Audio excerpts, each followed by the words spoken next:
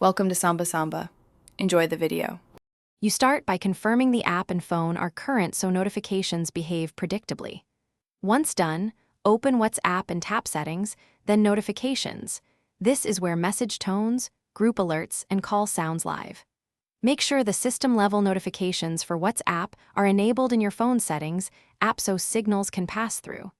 You do this now to avoid chasing missing alerts later. Enabling at both app and system layers prevents silent failures and gives you control of sound, vibration, and preview behavior. Next, focus on details.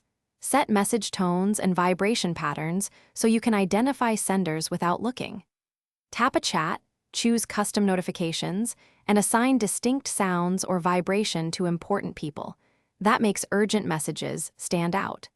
Then return to notifications and tweak group settings to mute noisy threads or give them a softer tone. Also enable notification previews or pop-ups where available so you see message snippets immediately. These tweaks reduce distractions while preserving. Finally, test your setup. Send a message from another device and confirm sound, vibration, and preview behavior. If nothing appears, check Do Not Disturb, battery optimization, and background data restrictions because the system may silence apps to save power. Make sure WhatsApp has notification permissions and background activity allowed. If problems persist, restart the phone and resend a test. Often a reboot and re-granting permissions clears lingering issues. If one thing fails, recheck each layer methodically until alerts work reliably. Thanks for watching. Consider subscribing if we helped you.